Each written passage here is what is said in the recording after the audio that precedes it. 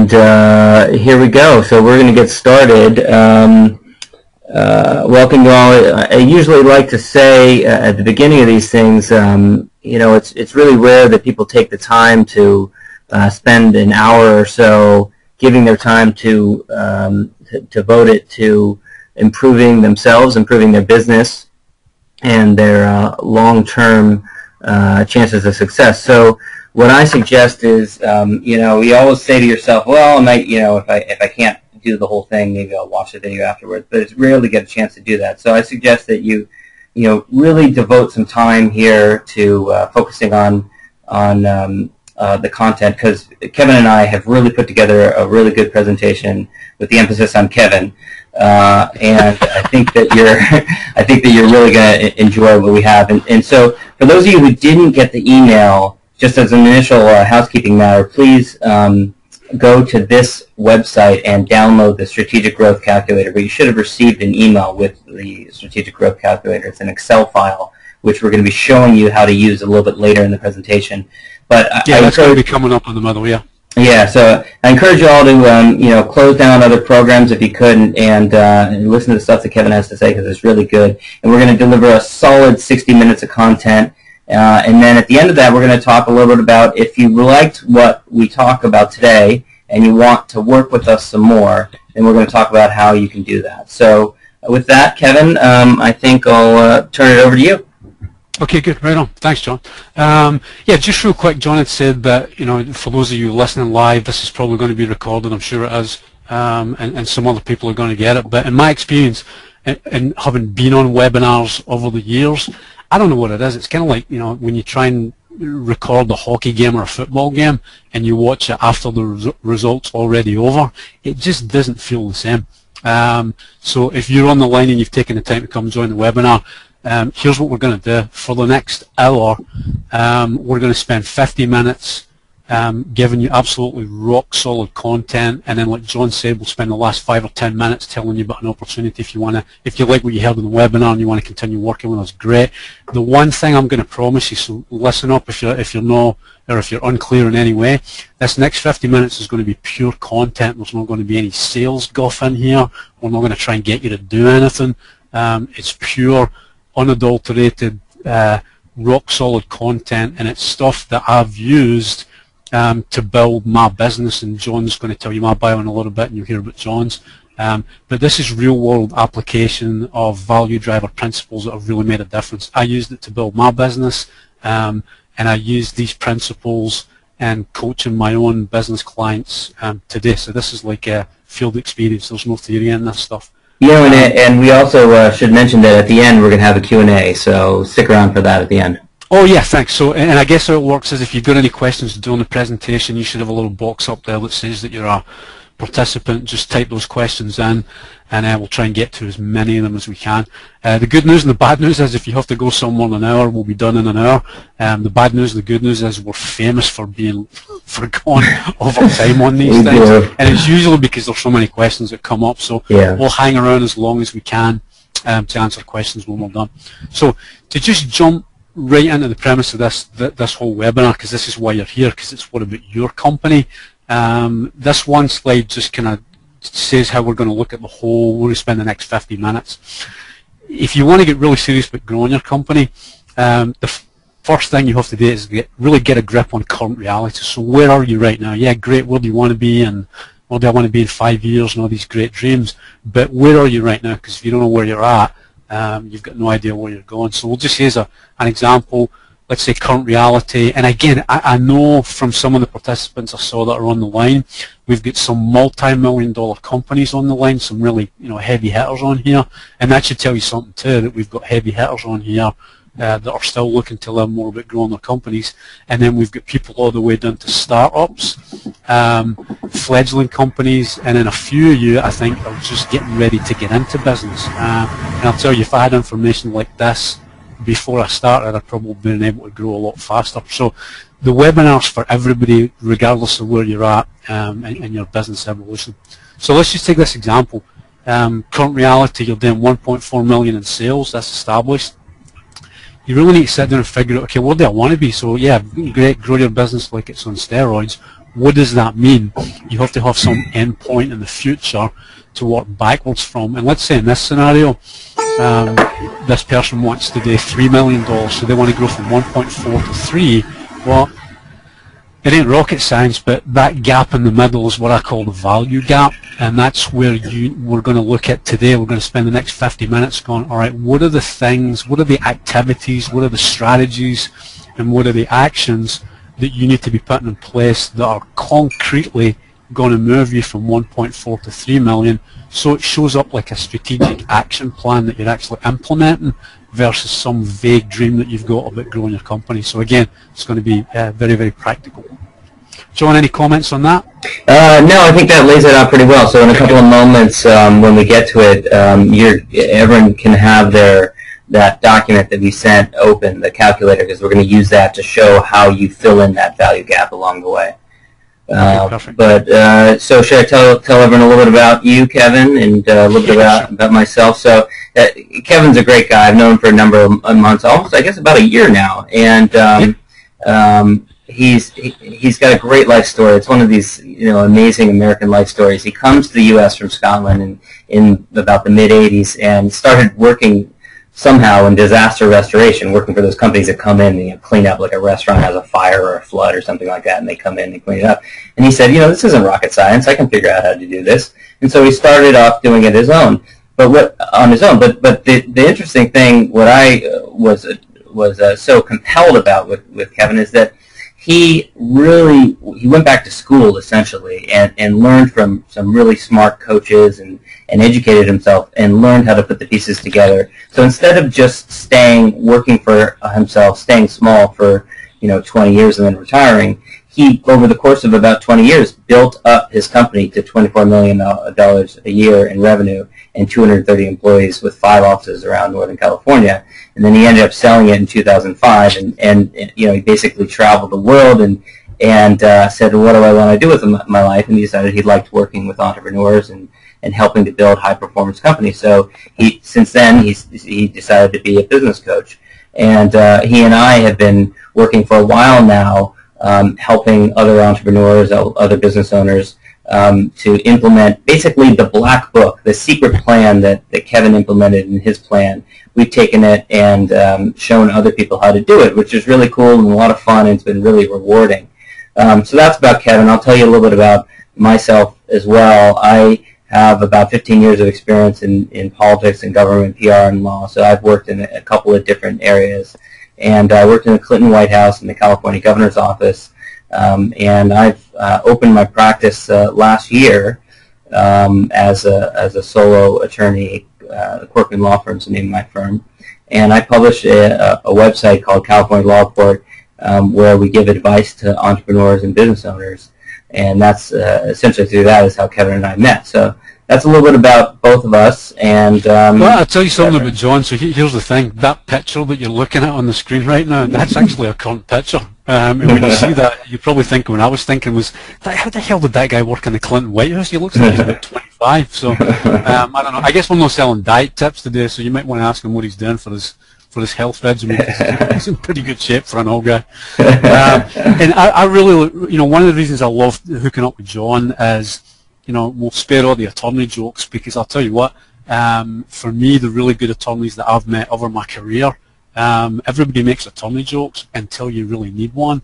And I'll tell you, John's one of those business attorneys that just absolutely is there to look out for and serve entrepreneurs. You should actually take the word attorney off his business card and just put problem solver on there, because he gives, quite frankly, some of the best advice and the best counsel that I've been around when it comes to small business. So well, thank you, Kevin. Yeah, can't say enough about it. All right, enough of the sales pitch, so let's move on. Hey, if it's true, it's true. So let's take a look then. We looked at that first slide to go from the 1.4 to the 3. And really, as you're listening to this, the contents of this webinar, really be mapping everything onto what it looks like for your company. So anything that you're listening to, just run it back through your framework.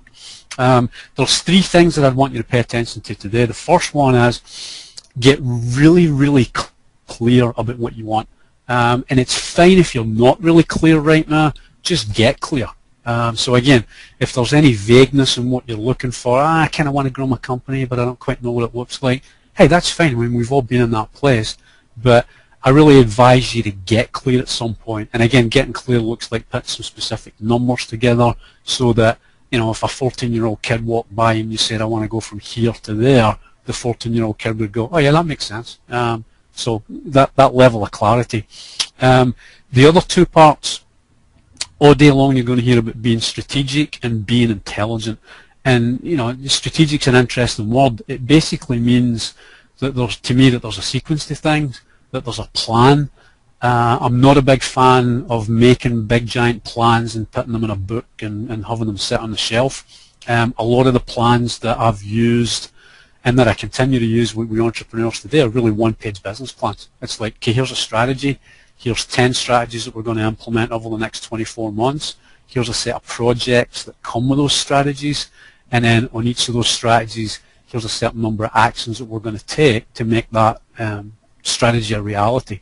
And it's kind of like when you're baking a cake, you know, you crack the eggs first. Well, I shouldn't say that like I know how to bake a cake. But, you know, you put the flour in first and then the eggs and then the milk and then the sugar. And in some cases, if you don't get the order right, it doesn't taste so good. So that's all being strategic really means, is one thing before the other.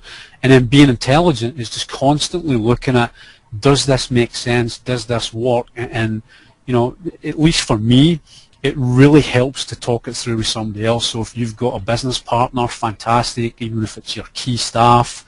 You know, I coach one person that I'm basically their main business coach, but our dad's got an MBA and he's back in Vermont.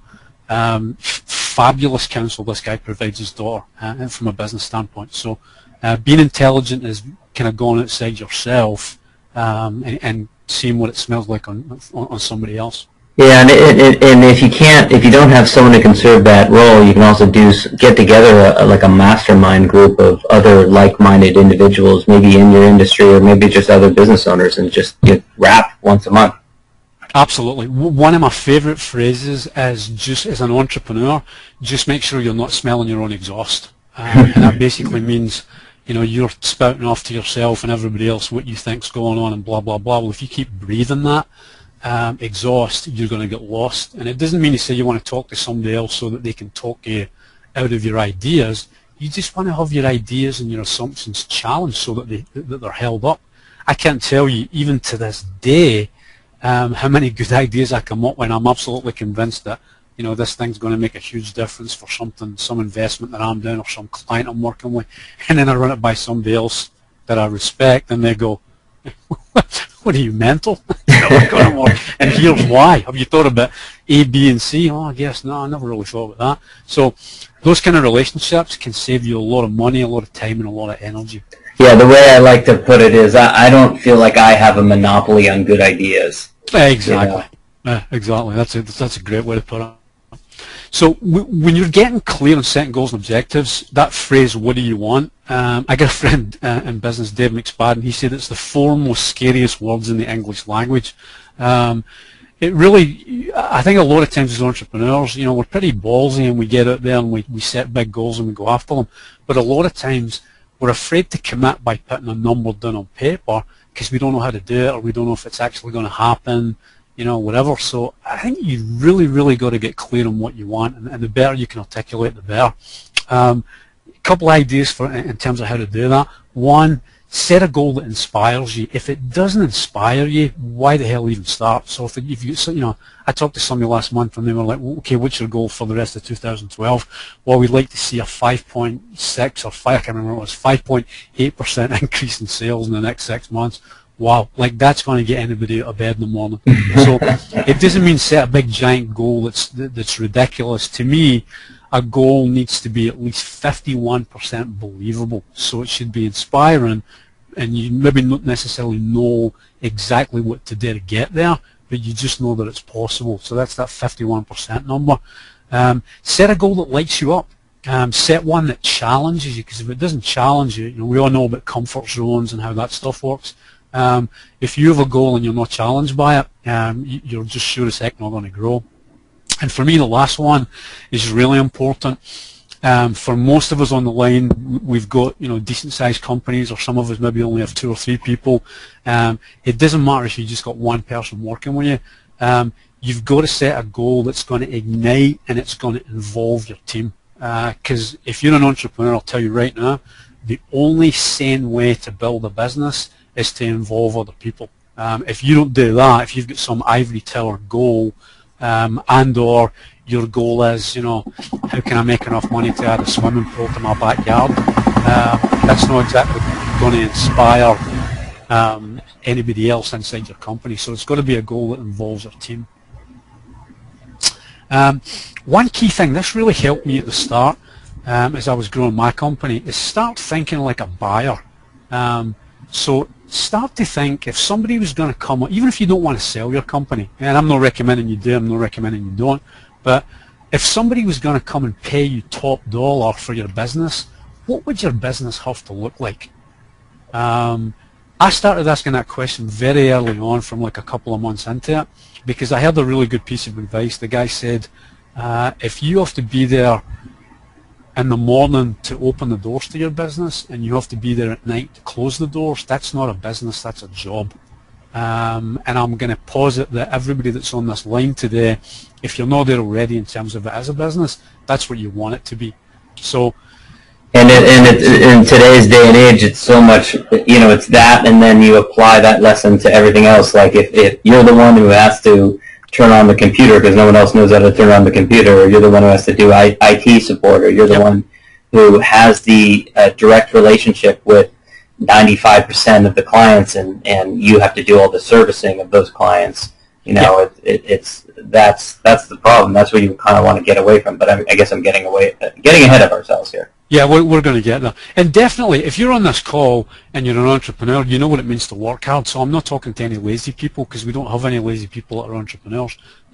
So even if you, let's say you have an organization chart and you've got, you know, 15 boxes that need to be on that organization chart to build this, you know, $10 million company, and right now you occupy every box. So for me, when I started, I was CEO, I was salesperson, I was production manager, I was technician. I actually went out and did the work, and then at night time when I came back, you know, at 5 o'clock, I was bookkeeper. I'd sit down and do the invoices and send it, you know, send all the estimates and everything else. So it was. And then at 7, you were janitor.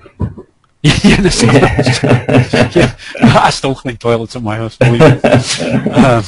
And my wife's never, I've been married for 22 years, I don't think my wife's ever done laundry for me, so yeah, get on with it by yourself.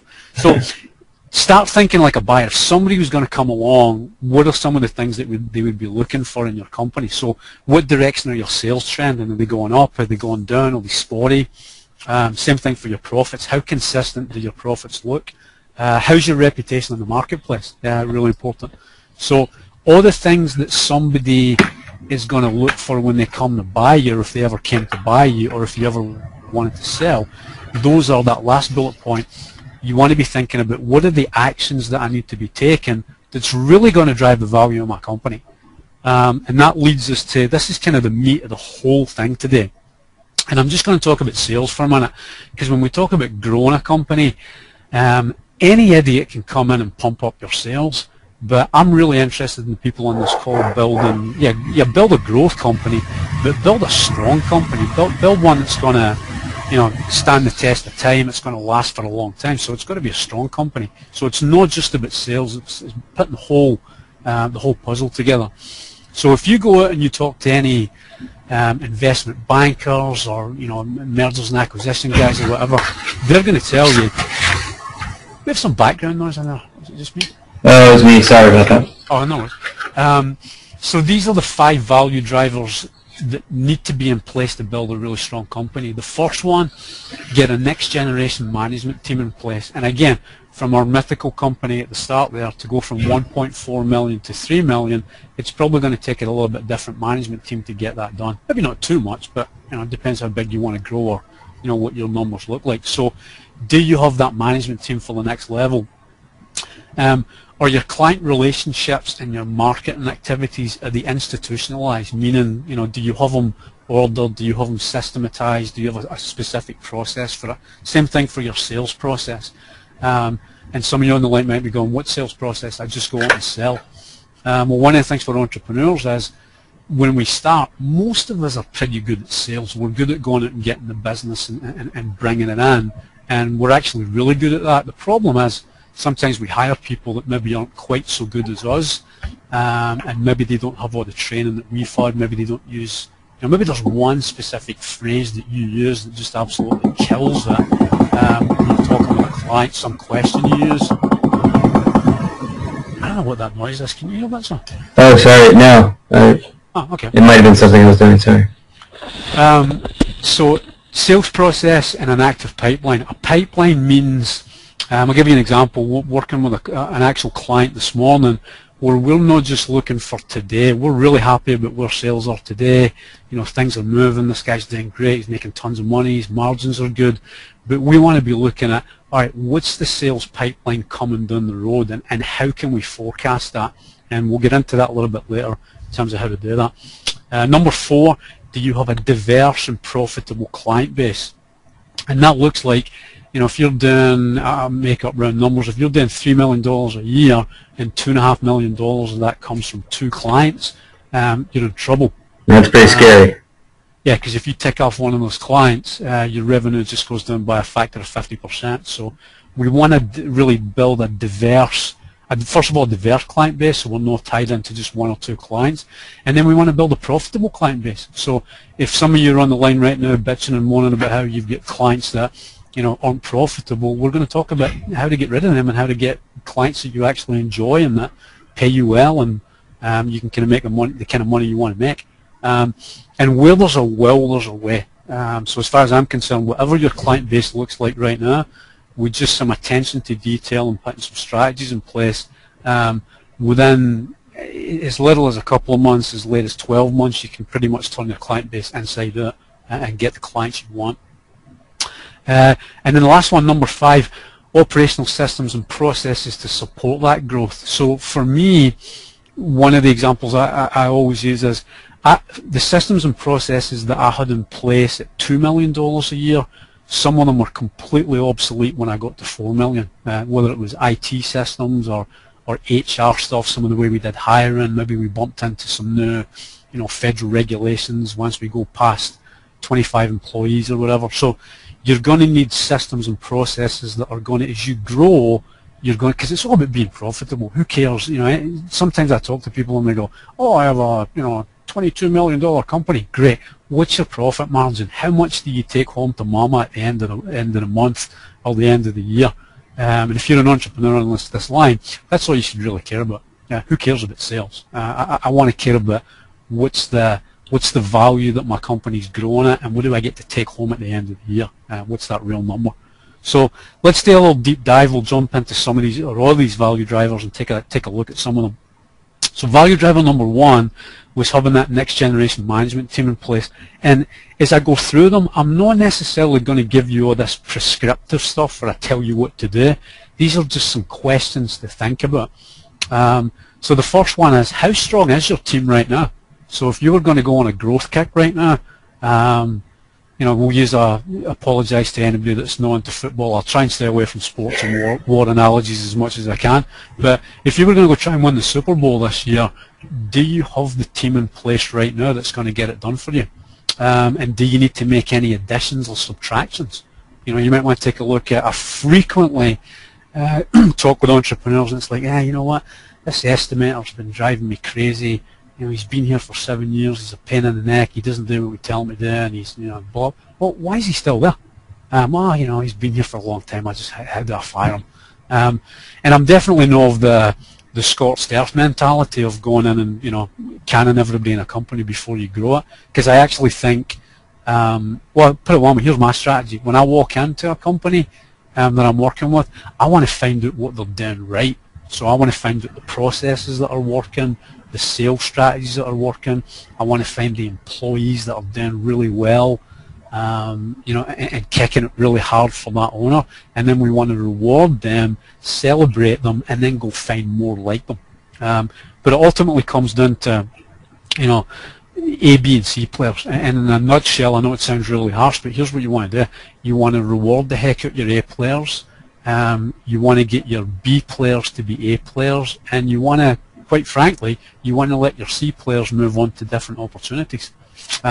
So maybe one thing you could do after the call is just take a look at your staff and just go through them and literally take an hour and just run through all the names and put an A, B, or C next to them. It sounds harsh, but it'll really sharpen up your thinking when it comes to looking at your staff. I think so. I think that's a great lesson. People just sometimes need to do that. You know, they get complacent and they allow people who are not really contributing to the team to wallow. Yeah. I think being forced to sit down and classify their employees is a great lesson. Yeah, and I'll tell you, all the entrepreneurs I meet, most entrepreneurs are good people. It's like you want to give somebody as many chances as they can to be successful, and you know what? Sometimes it's just not going to work. And sometimes if you put up with that kind of behavior of an employee, especially a key employee that's not performing, it actually sends a negative message to the other employees that are doing really, really well, because they're over there going, you know, I'm busting my butt and I'm producing these results, and you know, here's old Charlie over here that can come in every day and skate, and you know, nothing ever gets said to him. So be looking at your team. Do you have the team for the game that you're trying to play? If you have good people, or your people locked in for the long term, so you could look at pay structure, you could look at bonus structure based on performance, you could look at how to do what I call golden handcuff programs, where you're tying people in there for the long term so they don't jump to competition, that type of thing. And then the last one, if you go from, in our mythical example, 1.4 to 3 million, that's a clear game. Are your people crystal clear about what that game is and what their part in it is? Because again, if you have a game and you're, okay, I'm going to go from 1.4 to 3, but all the people in your team, all the way down to, you know, the guy that sweeps the floors in the back, even he's got a part in that game. So, John, have you anything you want to say about that? No, but I was going to say there was a question that was asked. Someone wanted to know where to get the calculator, wanted the URL again, and it was bizprofitacademy.com/strategic growth calculator, all one word, is where you get that. So just to answer that person's question. And then I think someone else actually also asked about getting a copy of the PowerPoint afterwards, and we can send that out as well. Oh, good. Okay, perfect. All right. So there's value driver number 1. Value driver 2, we talked about client relationships and marketing, or institutionalized. That's a big fancy word. For me, it just means, does everything still go through you? So especially if you're on the smaller side, but I've seen this in companies as high as probably as high as about $10, $12 million in sales, where all the client relationships still go through the owner. Which is really, really tough to do and still manage the entire company. So if everything's going through you, you might want to take a look at how can you free up some of those relationships or pass them on to other appropriate people that could free you up to do different stuff. Because again, there's only so many hours in the day. And for me, just a quick aside, 17 years in business, worked my butt off to build it, but never missed, you can count on one hand the amount of hockey games or baseball games that I missed. I made sure I was there for my family as I was building it. Maybe I had to go back at night, go back to the office when, you know, when the games were done, but I had to get my work done through other people because I really wanted to have a life. I wanted to have a marriage that was healthy and I enjoyed, which I still do, just in case she's listening, and kids that I enjoyed. And I got 2 kids right now, 17 and 19. One's just getting ready to go. The young one's just getting ready to go off to college this year. That level of relationship that I've got with my family was only possible because I was willing to cede some control. And yeah, did the guy that I, you know, gave 1 or 2 relationships to, would he do it quite as good as me? Well, maybe not. Would he do it different than me? In some cases, even better. So, you know, we're not as good as we think we are sometimes. Sometimes other people can do it even better than us. Yeah, and it's not, you know, we're not talking about where you're working in a company and you're a salesperson and another person's a salesperson and you're both kind of competing and you're giving away some of your customers to that other person. Here we're talking about people who are functioning as CEO, everyone who's on this call, is either a business owner or thinking about being a business owner. And your role is really so much more than just bringing in new clients and having a relationship with clients. Your role is to keep everything functioning, everything working. Yep. And so it's a completely different scenario from being the chief salesperson or being a competitive salesperson. Exactly. That's a great distinction. Do you have a process for developing and then maintaining client relationships? I mean, I'm still surprised at how many businesses I talk with. It's kind of like the marketing just happens. So there's no really any process for how to develop a relationship, and then once it comes in the door, how do you maintain it? And correct me if I'm wrong, but right now in this marketplace, with all kinds of social media out there on the web and everything else, it's getting harder and harder to win brand new customers. The really smart businesses are taking care of the relationships that they've got. And that's the other thing. Here's one tip for you that you could go away and make.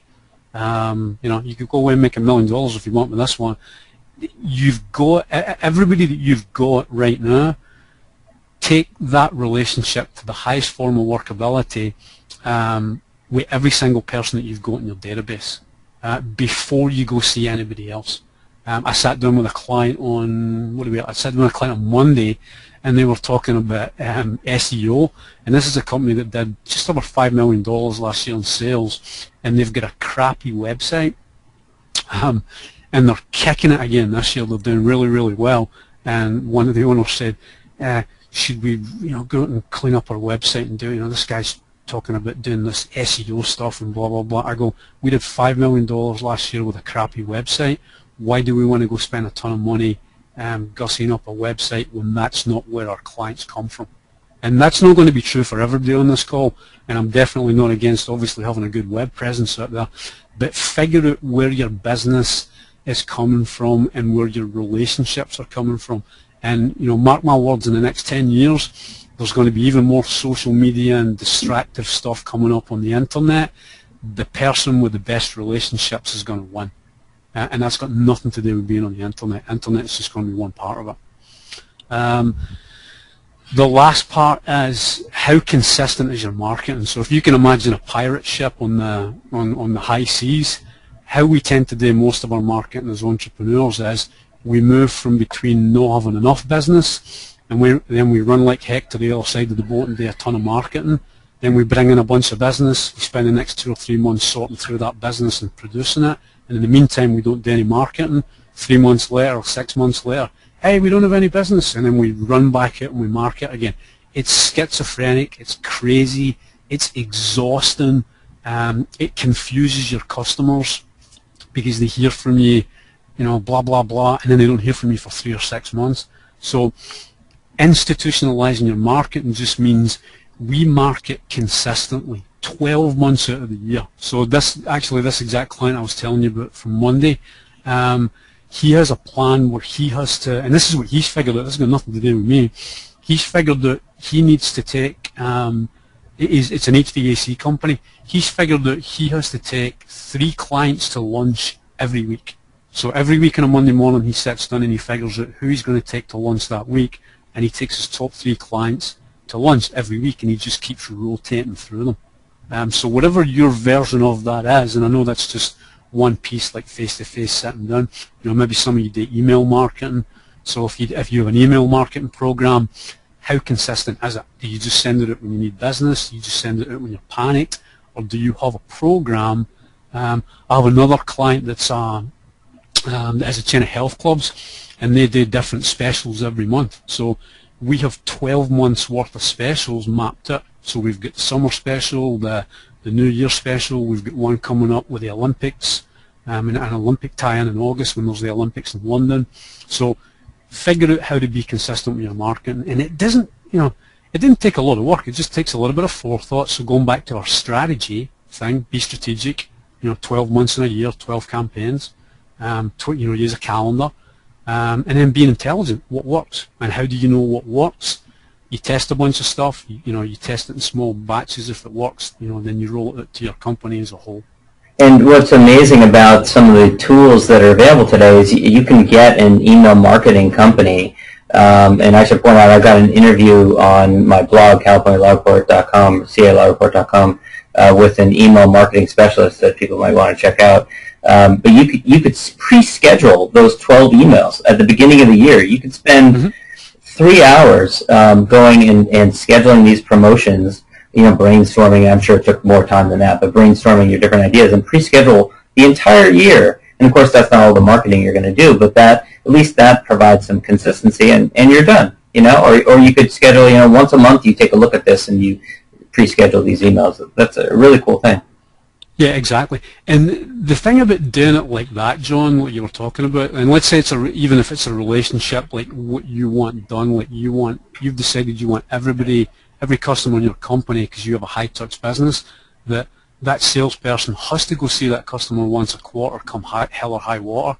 If you've got 100 clients and you're doing that 70 times out of 100, that's not a system, because 70 times out of 100 is going to get you one result. But if you did it 100 times out of 100, you're going to pick up a lot of extra work, and you're going to be able to see how well your efforts. If you're running a program, for example, I want to see how it works in 100% of that market, and not just 70%.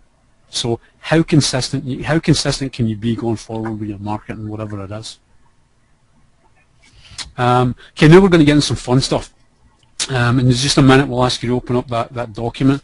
But develop a sales process and an active pipeline. So that's the part of the program where we're talking about a sales process.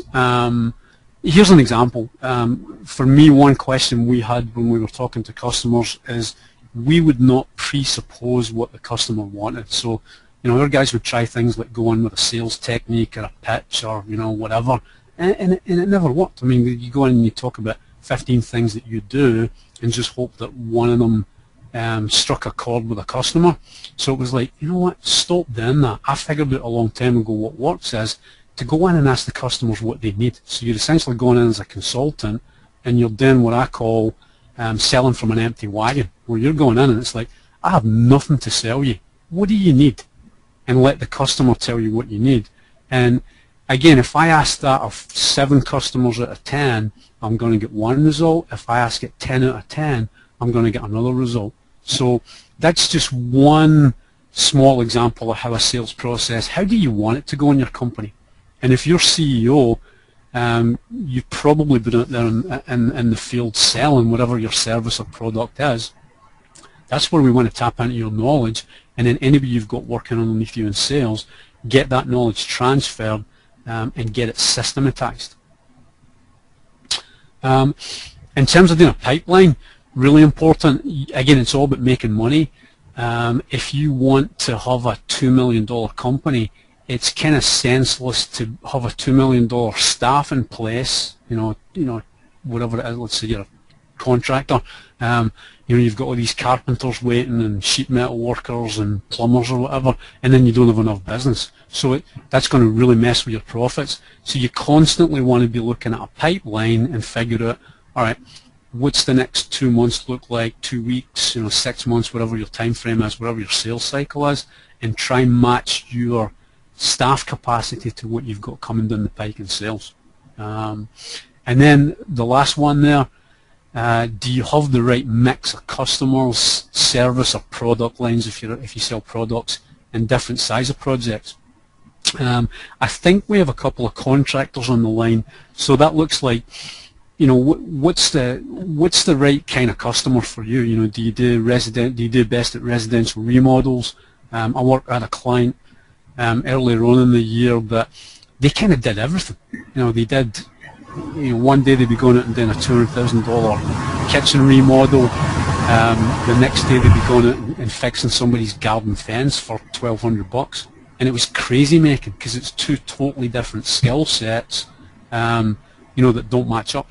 So take a look at the service lines that you've got, take a look at the size of project, and again, I'm not saying just stick with all small projects or stick with all big projects. You might find out you might need a mix, which when we get to this next example, you're actually going to see how that works. So let me do this. So time to do a deep dive. So if you can, go ahead and open that Excel file, and let me see if I can figure out how to do this. Yeah, it worked. And I'm just going to say here that I'm sure Kevin's going to go into this, but we're going to run through how this works for a particular example, a martial arts studio, but be thinking in the back of your mind how you're going to apply this to your business. And then after we're done with this, we're going to talk about how you can, apply it to your business and then send it back to us. So go ahead, Kevin. Okay, great. So let me just briefly walk you through this, and then you're going to do it for yourself. So this is an actual client of mine that owns a martial arts studio. I changed a bunch of the numbers just so there wouldn't be any confidential information out there. But in essence, here's a martial arts company. This is a real business. So we took a look at, on the left, you'll see Business Engine, and down the left-hand side, these are basically all the different ways that she makes money inside her company. So yes, she's a martial arts studio, but she does tests, she does family classes, she does camps, she does birthday parties. So those are all the different sources of revenue. And if you go all the way down to the yellow column where it says 2011 actual, all those yellow columns added up come to $307,608. That's what she did last year. So that's again, we talked about current reality. Well, guess what? Her current reality was last year $307,000. And again, we took one step further and we did a little deep dive and we said, how was that money made up? Now, you don't need to be a rocket scientist. Where did most of our money come from last year? Yeah, it's from memberships there. Yeah, so it came from memberships. She did $220,000 in memberships. So when we go to create when we sat down at the end of last year and we went, all right, what does 2012 look like? It's fine to just maybe put a round number up there and kind of go, you know what, I've just got a gut feeling. We did 300 grand last year. I think if we really kicked it, what I really want to commit to is I want to commit to somewhere between $450,000 and $500,000 this year. And then you get into the nitty-gritty about how are you going to make it happen. And the thing I love about this growth calculator is it just makes you think. You can play around with this. Like I'll give you a couple of examples. Go to the top one there. Hey Kevin, before you get into that, I was just going to throw out, what would be great to see is if everyone could go to the right panel and the question panel and just enter for me, what is your category that's the number one category, the number one profit area or service line for your business? I just want to make sure that everyone's clear on what it is. And if you could just enter that in there, I'd be really interested to see what some of the results are. So go ahead. Okay. All right, so while you're doing that, here's the theory and the whole thing, and this is how you do it. It's based on what you want, but it's also based on what you did last year. But it doesn't do this artificial thing where you took what you did last year and, okay, we'll just bump that up 10%. Well, who made up that mythical 10% number? So you want to put some thought into it. So what she did there was she did $6,300 in tests. And these two numbers here, promise and gopher, these are two numbers or two distinctions that I used to build my business, and it came from my business coach. And again, when we talk about coaching, I had the same business coach for 17 years. Her name was Patricia McDade, and she was absolutely awesome at helping me build my business. She could, again, telling you things you can't see for yourself when you're in the middle of it. So two distinctions are promise and gopher. The promise distinction is that's your take it to the bank number. So that's the one that when you commit to that, it's kind of like a pinky swear or a blood oath. You're looking somebody in the eye and going, you can count on me to deliver on that. It's not a no-brainer. You can't do that number just waking, falling out of bed in the morning. There has to be some activity to make it happen. But that's one where you can go, again, you can take that to the bank. I'll get that done. The gopher number, also known as the sweaty palm number, is that one where you go, geez, I know it's possible, and I know it's in the realm of possibility. I just don't know exactly how I'm going to do it. That's your number where we talked about before. It has to be 51% believable, but it has to be a good stretch. That's a pretty big one for her. So she would be going from 307 to 507, so that's like a 60-something% increase. Well, watch this. How we come up with that, that's a great distinction there. So what did you say it was, John? 30% increase? 60 or so, right? 60, yeah, right. Your lawyers are notoriously bad at math, so I probably shouldn't be doing that. I ran a big company. I still can't do Excel and I can't do math. Don't worry. So the assumption on that growth for the 10 grand is that's going to organically come with increased membership. So if you think about it, people come into the studio, they sign up to do, go from white belt to black belt. Well, at every level they're going to have a test. So if you go down to the membership number, 220,000, she's going to pump that up to 360,000 that year. If she does that, it's almost automatic she's going to make more money in tests. Yeah, and some of the interesting results we had here. We had some people saying that their #1 profit line was tech support, testing athletes, bathroom remodels, training facilitation seminars, and restaurant service. Those are some of the ones that were listed. And what did those represent? Those were the most profitable? That was the equivalent of memberships in this category. So it was where the majority of their money was coming from. So let's just pick on the bathroom remodeler. If you're really, really good at doing bathroom remodels and you kick butt at it, you make great margin in it, you're technically good at it, you enjoy it, you excel at it, you can get in and out fast and do a good job and customers are raving about it, why the heck would you want to take on doing fences or, repairing fences or doing commercial remodels or doing any of that stuff? It's like do what you. That's the equivalent of the yoga on this or family or something small. So it's perfect. You go down to yoga, and she gets she did $2,200 last year on yoga, and that came from we looked at, and again, do what you do really well. In that studio, we're paying, let's say, $5 grand a month in rent. So you know what? Every minute that studio's not being in use, we wanted to be able to use it to generate some revenue. So you know what? That's $2,200. That's a lot of Benihana dinners you can get for $2,200. So we filled it up, but we don't have any interest in growing that big because it's just a fill-in thing. It's just something we can make a little bit extra revenue. And I think the key distinction, correct me if I'm wrong, is that she didn't have to lift a finger basically to do that. It wasn't taking a lot of her effort. Right? Yeah. So somebody comes in and just uses the space and writes her a check. Right. And then strategically going forward, next year our memberships are going to be so big. We're just going to kick the yoga to the curb because we don't need it anymore because we'll be making much more money in the memberships and all the other stuff. Yeah. So the one that we broke out to show you how we come up with the numbers, the only one I did in detail was the camps one. That's the one that's in green all the way over on the left. So to show you how just really practically we come up with these numbers, the top line for the camps was 47,000 last year on camps. She's got a promise of 60,000, which is the sort of flesh-coloured one in the middle, and then a goal for a $79,000. You might be going, just like all of us do, holy crap, how am I going to go from 47 to 79? That's nearly double. It sounds implausible, and then you do the math on it. Well, there's the math all the way to the left. So spring, summer, winter, and day camps. So our spring camps cost $325. She can have 20 kids in a class. She can run in the spring 3 classes over the spring. That's going to come up to $19,500. The same for the summer. Same cost, same 20 kids, but she's going to run 7 camps over the summer. It's going to net us 45 grand, and that's how we come up with those numbers. So you could do that for any of the other ones that we looked at, but we just wanted to open up that one as one example. And what I love about this is then you start thinking backwards. You think, okay, so during the summer period, I have to have 7 different camps, and I have to have 20 kids at each of these camps. And so you can just pick up the dates on the calendar. The Memorial Day is coming up, Labor Day, you're going to have all these different dates, and then you work your marketing backwards from there.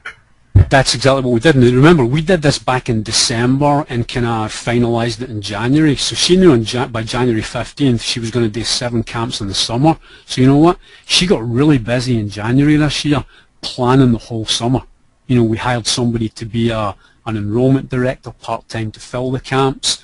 We hired a 25-year-old kid that was a black belt to come in and run the camps, so she wasn't even having to run all the camps. But again, only possible because she was being strategic about it, she was being intelligent about it.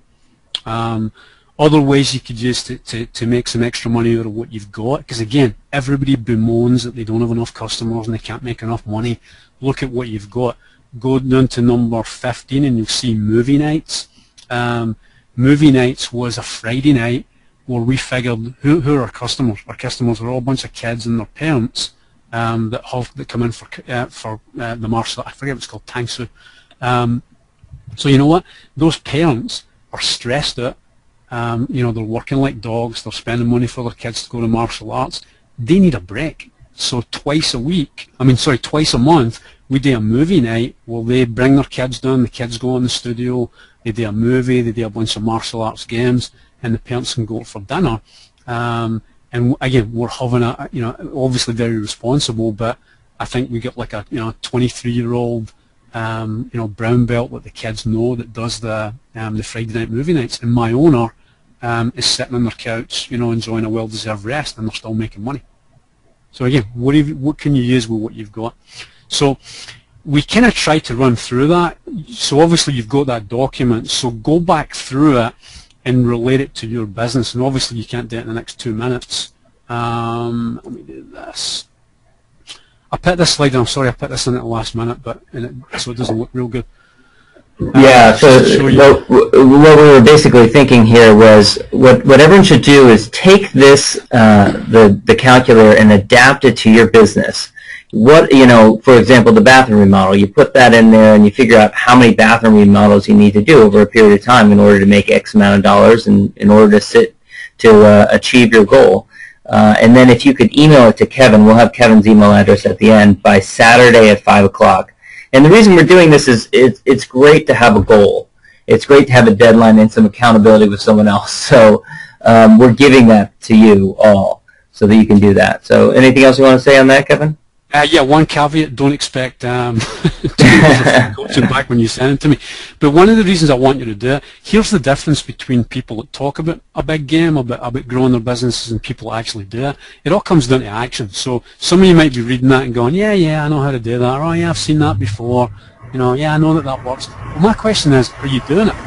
So the whole thing That's about, right. you know, send it to me by 5 o'clock on Saturday, I really don't care if you do it or not. It doesn't make any difference to me. The sun's still going to come up in my world on Saturday morning. That's right. But it's just an example of, if you see something really good and it's going to work, you know, do you have the gumption to just sit down and do it and actually make a difference with it? Yeah, and that looks like I'm going to wager that the folks who are on this call who've spent already 54 minutes with us are probably, a lot of them are going to do it. So I think that's great. Absolutely. Yeah. So you're going to get my email at the end. So go ahead and send it to me. And again, if I've got time, I'll obviously be happy to help out with some comments or a little bit of coaching or whatever for you. So if you put a moment, if you're going to take the time to send it, I'm going to read it. Yeah. I know Kevin. He can't resist. He'll take a look at it. Which is why I said we've never finished one of these things on time. Right, and we're not going to today. So we'll try and wrap up as fast as we can while still giving you the value. Value driver 4, a lot of it we actually talked about when we just looked at that Excel spreadsheet. What's your perfect mix of clients, projects, and then size of projects? You know, I hear this all the time. Oh, I've got this one customer, it's a pain in the neck, I've had them for 10 years. Well, why are you still servicing them? That's a good question. So if you like the customers you've got, great, go out and get more of them, or get referrals from them. If you don't like some of the customers you've got, you know, we're going to talk about that.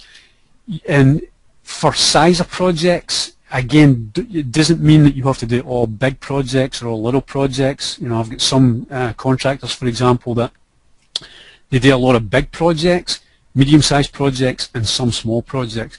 The big projects take a long time to sell, so there's a long lead time in the sales cycle. They're tough to finance. The cash flow is tough on them. So what they do is they take on a lot of little small to medium-sized projects where the margins are really good and the cash flow is quick. You know, they can do a $5,000 job and be paid when they're done, or, you know, be paid within a couple of weeks. So I'm like agnostic on the size of the project that you're working on. Just make sure it's a fit for you and what your growth goals are.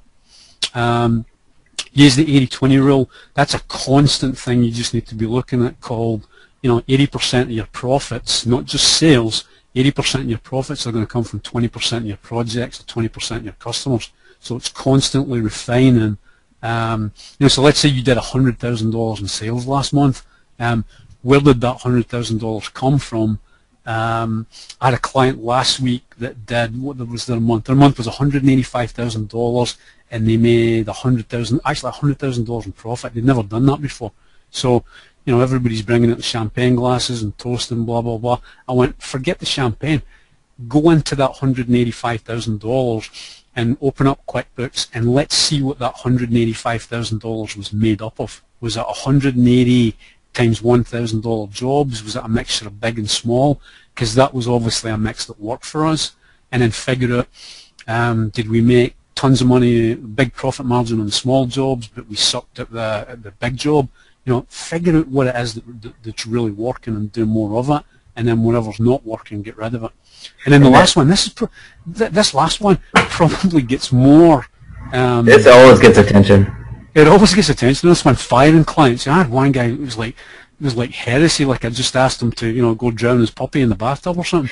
You know, all of us. I don't care who you are. You've all got clients that are, you know, we can speak freely here. You've got clients that are a pain in the ass. They do nothing but suck up your time and your energy. You do all you can to serve them, and it's never enough. You don't make any money, and they pay late. And my question to you is, why do you still have those clients on your payroll? Why are they still there? Because as entrepreneurs, we can get into, sometimes we get into the scarcity mentality where, oh, you know what, we don't make any money on them, but, you know, it pays the overhead. Okay, all right, I'll buy that one for maybe a month or two, but after that, you got to find a way to replace that client, or at least have a plan to replace them. And believe me, I'm not saying that from some ivory tower. I've been in a position where I've kept clients around for too long, that either I didn't make any money on, or weren't the right fit, or we weren't the right fit for each other. I've kept them at some misguided sense of scarcity, or some misguided thing about the pay overhead.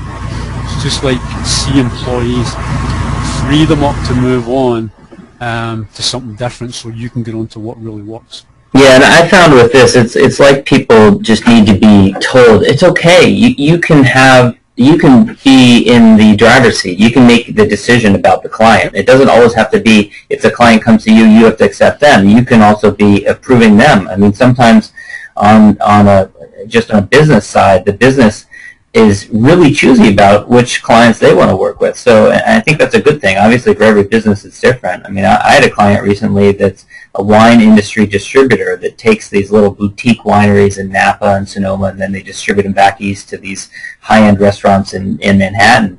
And they had a client, it was a small family winery in Napa Valley, and it was a total pain to them. And they just, you know, had enough. And I said, well, get rid of them. And they finally did. And it freed up their time to focus on the other clients and do a better job with those clients. Yeah. So, I don't know. So figure out what new person's coming into your business. And you know, and one other point, I've had a few you know, conversations with my own clients where I've had to get rid of my clients, and you know, I found that they're actually, the conversations, I regret them beforehand, but then they end up going okay. So I think that people are fearful of doing it because they're fearful of having that conversation. You know, it's like firing an employee or something like that. But it actually can be a very positive experience. Yeah, and you can do it with dignity and respect, and you don't need to be an ass or have it be a, you know, uncomfortable. You can do the it's not me, it's not you, it's me. Yeah, there you go. There you go. I heard enough of that in my dating career, so I know how it. All right, we'll try and get rolling here. So last one, I'm not going to do a deep dive on this one, but again, as you're growing the company, you want to make sure you've got systems and processes that are going to support that growth. A couple of questions for you. Do your customers find you easy to deal with? If you're a pain in the neck to deal with and you've got all kinds of goofy terms and paperwork that gets in the way, or stupid systems that gets in the way of, you know, you and your customer, you know, do a little workshop inside your company. Ask your customers. I mean, here's the deal. If you want to know how it works, go find your top 5 customers and sit down, take them to lunch, and go, okay, where are we stupid and where are we difficult to deal with? Well, here's one thing. Every time I call you, you put me into that stupid voicemail system that from 1975, and I can never get a hold of anybody. That kind of stuff. You get, you know, don't ask necessarily just your employees. Ask your customers. And then the next one, internal processes. It's fine to go bang on your employees and say you guys need to work harder, longer, smarter, and do all these new here's the growth challenge that we've got. But if you're telling somebody they need to win the Tour de France, and you're giving them an old mountain bike from 1975, they're not going to be able to do it. So get some feedback from your from your employees on a regular basis. What are we doing that's dumb? What systems need to be updated? What systems need to be changed? What things just need to be thrown out and reinvented altogether. And then the last one, would you describe your business as turnkey? And turnkey is, if you look like, and I'm going to wax lyrical here, so I'm going to stop, but think Apple computer. Like, whether you're an Apple fan or not, and I happen to be one, everything that those guys do, the amount of thought that goes into, even when you open up the box that the iPhone comes in, I mean, they've got it down to a science. All their systems and products are, it's a word I don't use very often as a guy, but they're elegant. They're really, really elegant systems. So as much as you can in your business, make things elegant and easy to use. So there's a value drivers summary. To kind of tie all this back together, if you're trying to grow your company, get a grip on current reality. So where are you at right now? Where are your sales? Where are your profit? How many staff do you have? Whatever.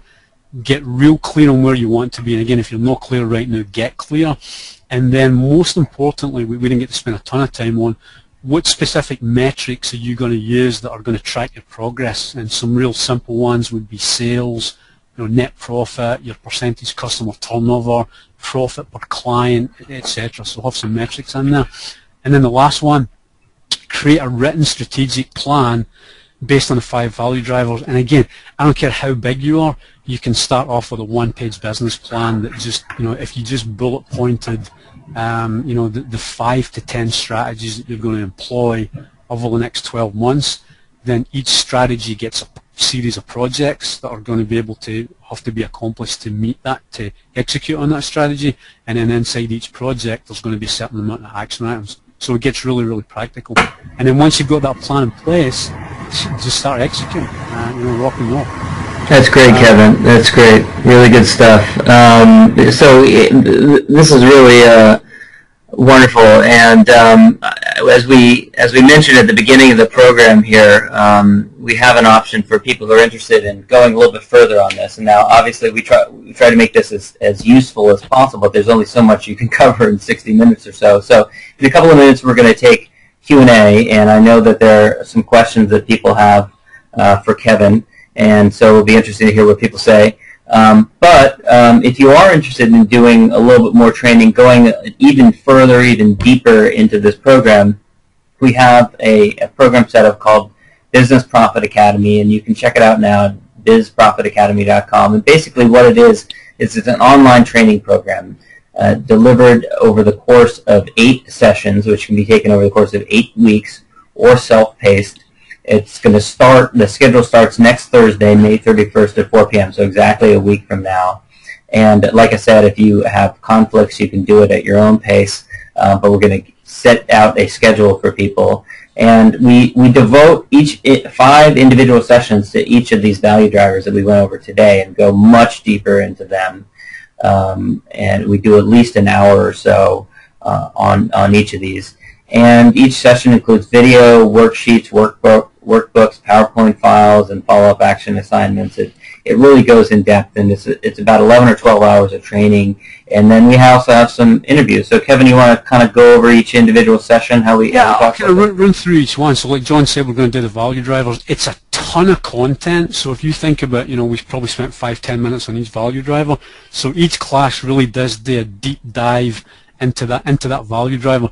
The thing I really like about it, it's my course, of course I like it, is that there's a lot of action. So yeah, there's information that you're going to get in the course, but in every single week you're going to get basically action steps or homework assignments to take that are real practical, that you're going to take and go in your business. And the last time we offered this program, the feedback that we got back from people was amazing.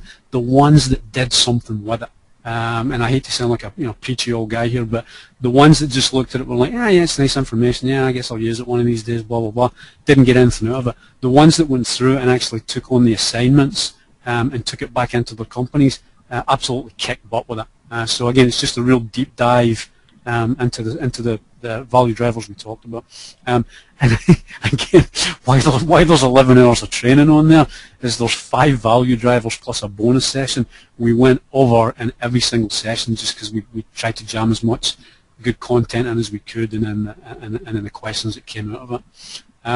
So I'm not going to hit every one of these bullet points, but session number 1. So the first thing for me is, how to build your team. So how do you set your business up as a game? We'll talk about how do you evaluate your current team. Pretty simple. Create simple and clear job accountabilities. The one word that I hate is, what do they call it? Job descriptions. Stupidest phrase I've ever heard, because basically what it does is it describes a job. If you have anybody working in your company, from your executive vice presidents to the janitor in the back, everybody should have a job accountability, which means that they're accountable not just to perform certain tasks, but to produce certain results. So, for other words, if you've got I'll make it up, we'll stay with that kitchen and bath analogy. If you have an estimator inside your company and you're a contractor and you have an estimator, he should be responsible for, the way I see it, 3 key things. He should be responsible for the, let's say, 45% gross margin on jobs, signing up work that can be paid inside of 30 days, and an 85% customer satisfaction index or higher. And I won't go into explanations about what all that means, but basically that's 3 metrics that should be tattooed to that guy's forehead, so that when he walks into the office in the morning, he clearly knows what he's supposed to produce, not just what he's supposed to do, but what he's supposed to produce. In that class, we also talk about creating your business as a scorecard. So if you're going to have that mythological 1.4 to 3 million, you've got to keep score going forward. And we'll talk about how to keep score, when to keep score, where to post your scorecard, who should see it and when, and how to use that scorecard to really increase the results. Session 2, institutionalized client relationships and marketing. Again, I'm a huge proponent of taking what you're doing really well before we run off and get new business. Let's leverage what you're doing really well right now. We'll talk about building a client relationship system so that it really is a system, it's not just a one-off. And in that last bullet point there, what's some of the most important sales data that you should be looking at, and when should you be looking at it, and what should you be using it for, and how to use it to make a difference in your sales.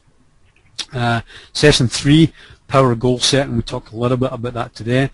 How to do a marketing plan that you're actually going to use. So again, I'm a huge fan of one-page business plans, one-page marketing plans, creating lifetime relationships with customers. So we'll talk a lot about, it costs so much money to get a new customer. When I get a new customer in whatever business I'm in or investing in, I want to get a customer, I want to keep them for life.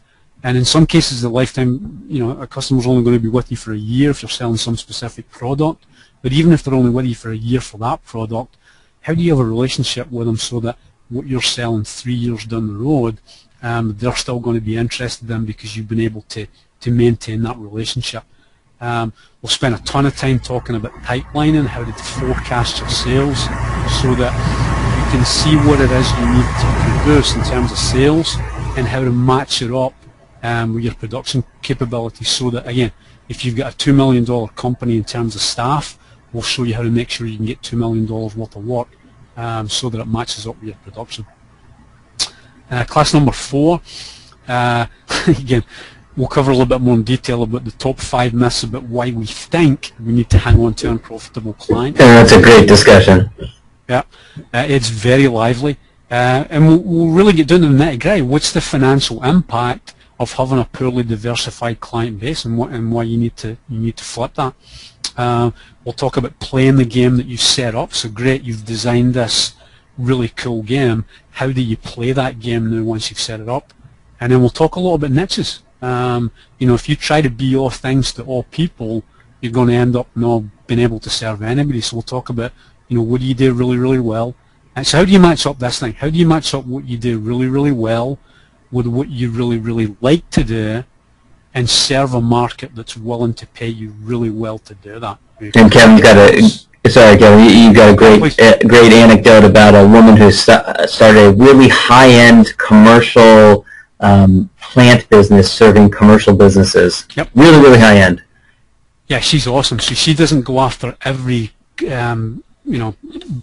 every office market. I mean, every office in the world out there. She's got a very specific client she's looking for. She stays inside a tiny niche, and she dominates all of it. And she makes just ungodly amount of profits, and she has a life that works and a business that works, and the time to enjoy it. Let's see, session 5, we talk a lot about systems. So how do you create systems that make a difference? The power of checklists. Checklists were my absolute godsend. So when you get ready to do a system, you can have it. You can have all your fancy flow diagrams and Gantt charts and yada yada that you want. But I guarantee you, probably 80% of the people on this call would highly benefit from sitting down and looking at a process that you do, and really just putting it down like a checklist so that it can be followed. And again, followed every time, not 7 times out of 10, but 10 times out of 10. I would talk about the profit loop system, where we run you through, alright, customer comes in the door as marketing, then we do estimates and proposals, then we do production, then we do feedback and analysis, and then it goes right back to marketing. So you're constantly doing this profit loop, and how to just crank it. Go on a hunt for effectiveness, where we talk a lot about, all right, what are you doing really, really well? Let's go find out what you're doing, because I guarantee you a lot of times it's right underneath your nose and you don't even know you're doing it. We talk about working on your business versus working in your business, because again, how do you have the business success you want, the financial success that you want, but how do you spend time with your family and be able to travel and take trips and do other things that you want to do? Talk a lot about how to hold more effective meetings.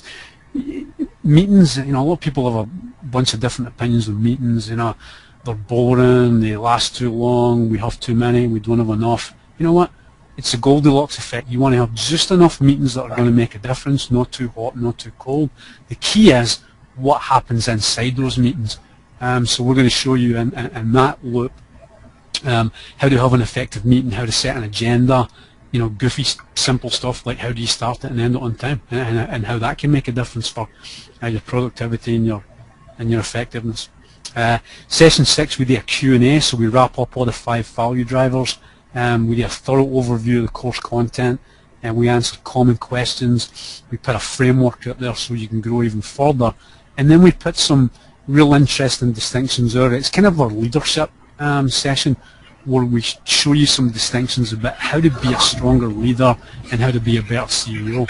And if you're growing your company, if you're not growing along with it, you're not going to have a successful company. So we'll show you some distinctions for that. John, you want to talk about the bonus sessions we got? Sure, yeah. That's one of the things we're really excited about. Is we've got a number of really interesting bonus sessions. We've got Ulrich Binzer, who was involved in the purchase of Eddie Bauer, Kelly's Murray Pizza Kitchen, a number of Express, a number of really well-known names, national names. He's a private equity specialist, and he breaks down what he looks for when he buys a business, and that's a really helpful exercise because it helps you think about what an outsider would look for in a business and how they would value that business. And then we also have a session with Chris Carlson, who is a business broker. He breaks down what it's like to work with a business broker and also what it's like to buy a competitor, which is something that comes along. And Kevin actually in his career bought another business at one point. And so that's a great discussion. And then we've got some extra really interesting sessions with Aaron Blasky, who has a virtual assistant business, and she talks about diversifying your products with information products, trading in your knowledge and selling that, and also using virtual assistants to be streamlined and efficient. And one other session on negotiation strategies. And we have a few other things, a few other tricks up our sleeves that we're going to add as well. So with that, I think we'll turn it over to questions. Well, before we do that, we might want to tell them how. Oh, yeah. Sorry. We want to tell them, yes, of course. Again, here's my challenge to you. If you've been on this phone long enough, you should be able to take, if you were taking notes and you see the PowerPoint slides that John sends you out, there's enough information in there that you don't even need to do this course or call me and John for one-on-one advice or anything. Take those distinctions, go make a bunch of money, our gift to you, have at it. You got enough, I think, content in there to be able to go and make a difference. If you want to do this course, It's $297 a person. You can sign up online at bizprofitacademy.com. If you get any questions, John and I's emails address is there. Like John said, you can do it. It starts next Thursday. It goes for 8 weeks. You can do it 8 weeks in a row. You can do it self-paced. My recommendation is if you're going to do it, as much as possible, show up with a week. Don't try and do like 3 sessions in a week, because you're going to have to allow enough time in between the sessions for the most important stuff, which is to go away and do some of the assignments and take it into practice in your business. So don't try and do it all at one time. So unless you're traveling, or whatever, try and stick to that schedule. I think it's a lot more beneficial. Yeah, and I just want to say that we tried to price this so it was not out of reach of most people, and that's basically an hour of either of our time, and you get. You know what? It's way less than an hour of my time. I don't even want to tell you what I charge to see people. So it's a deal. Yeah, it's a deal, and that's all we'll say about the value of that. We're not real big on the sales stuff. If you're interested, it's a great program. Jump in, sign up, and have at it. And obviously during the course, if you've got the odd question or whatever as you're going through it, happy to talk to you. So let's jump into Q&A. If you got, thank you for hanging on the line. We're at 5:20, and whoever's still on the line, if you've got a question in there, we'll stay on for as long as we can and answer stuff. And we've got a few questions that have been submitted so far. One person asked about your distinction for A, B, and C players, and they wanted to know if in your experience, C players ever become B players. Great question. Right, so I'll just give you the distinction. An A player is somebody that buys into what you're trying to do. So in other words, if you've got a clear game and you go, okay guys, this is where we're going from here to there, this is the kind of company we're going to be, this is what we're trying to get done, this is where we're going. An A player buys into what you're doing, what you're up to, and they produce the result consistent with that. Okay? A B player is somebody that buys into what you're doing. They're gung-ho, they get the vision, they've bought in, they wanted, they're up for the game, but they're either not quite producing the result or they're producing the result inconsistently. So if that's the case, I want to spend time with those people. I want to get beside them and go, right, what do you not understand, or what do you not get? How do we get you to move from a B to an A? All right? And you know what? Not everybody can be A players, so if you're CEO, you're going to spend a lot of your time, and it's quite valuable time, coaching your B players on how to become A players. I mean, what the heck else are you going to be doing with your time? It's really valuable. C players, real important distinction. C players are people that don't buy into your vision, that don't get it, or they're cynical about it, or they're, what are they, they'll never get this done. The ones that, the peanut gallery, the ones that sit in the back and poo-poo everything, so that's their attitude. And then 2, they're not producing results consistent with where you want to go. Those ones, you got to just give up, close the book, don't, somebody told me this one time, trying to get C players to be anything other than C players, it's like teaching pigs to sing. It doesn't work, and it just annoys the pig.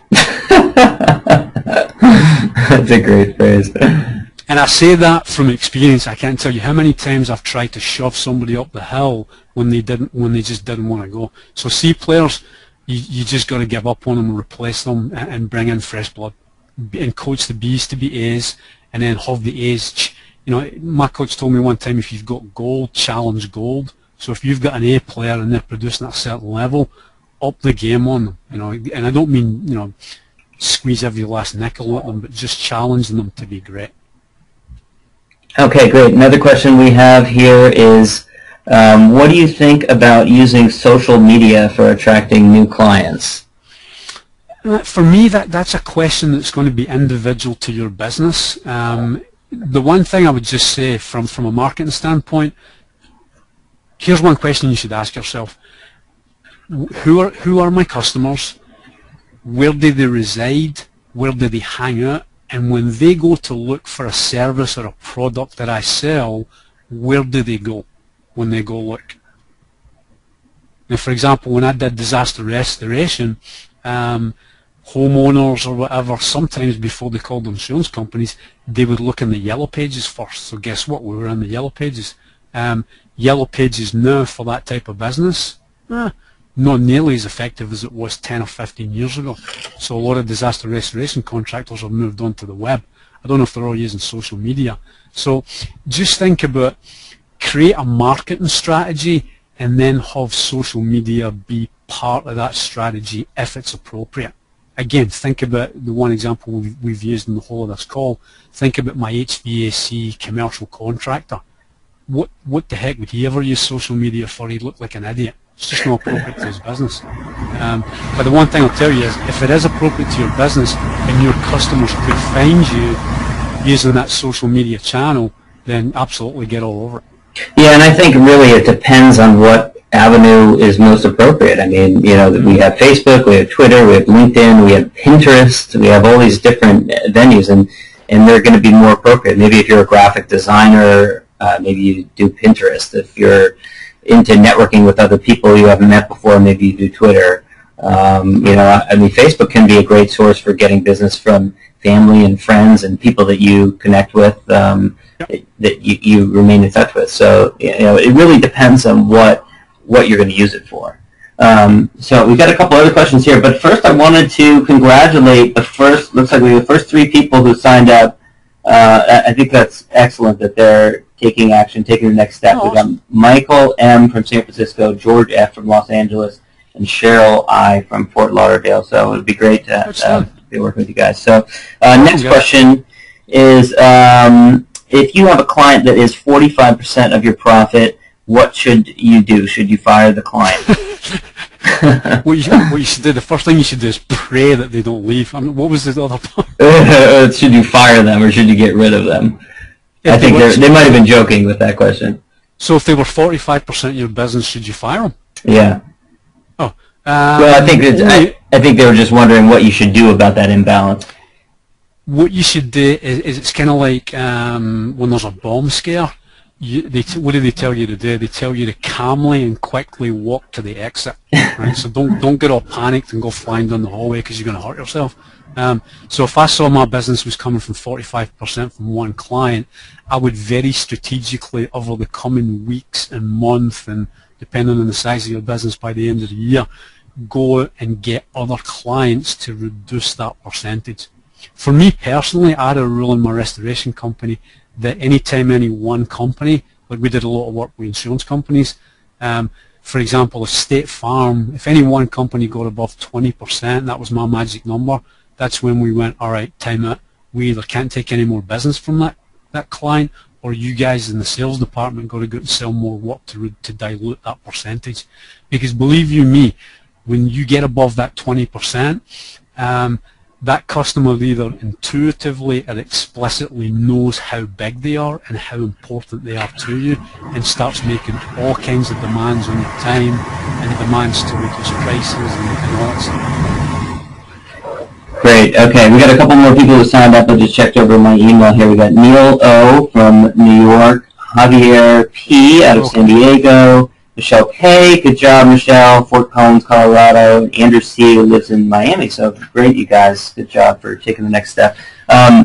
Next question is about systematizing sales processes. And the person said, how do you avoid angering your top salespeople or getting accused of micromanaging if you are trying to implement systems on them?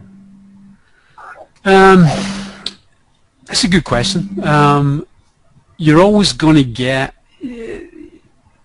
we tend to have a protective mentality with key salespeople, especially in our smaller companies. Where, let's say you got 4 salespeople and there's 3 of them are okay and 1 of them kicks butt. That one lady that kicks butt can sometimes have a tendency to be, well, you know what, I bring in all the business, or 75% of the business. I know that, you know that, and everybody else knows that, so I want to be treated differently. So you can do one of 2 things. You can treat it with kid gloves and try and work around it, which I don't recommend. You can do it bull in a china shop method, where you walk in and just go, hey, here's the deal, this is what we're doing going forward, like it or lump it. Or you can just pull the salespeople aside and say, hey, it's no matter of turning this into, like, so when we say systems, We're not talking about the post office here. We're just talking about a set of key processes that we want to execute every time, and we need your help to get it done. So you involve them in the process. Great. Okay. Next question. We have someone wanted to know, how do you know if your profits are consistent if they fluctuate from month to month? My sales go down by 30% in the winter, which is slow season for us, in parentheses, in Nebraska. Right. Okay. So I think it sounds like it's just a seasonal thing. Well, there's two parts to that question. I think one is, if you know your sales go down in the winter, you should be staffing differently and spending less on gas and other things or whatever in the winter. So your staff should go down to be adjusted seasonally. And then the other thing is, just look at it on a job-by-job basis. So again, if you do a kitchen remodel in the summer versus the winter, the profit margin should really be the same on the individual job, and that's what I'm talking about in terms of individual job profits fluctuating. So two ways to look at it. Okay, good. And then another question, and then I think we probably ought to wrap it up, is do you recommend getting long-term contracts with your top managers? Yeah, that's something we really talk about when we get into the incentives for employees and keeping them around for long. Can be a really interesting discussion. It is, yeah. I know there's a lot of people on the line from California. Basically, non-competes in California. Apologize if there are any lawyers on the phone, and I'm giving. They're disfavored, I guess, is the way of putting it. Making blanket statements. They're kind of disfavored, and they really don't work. They're enforceable in some states.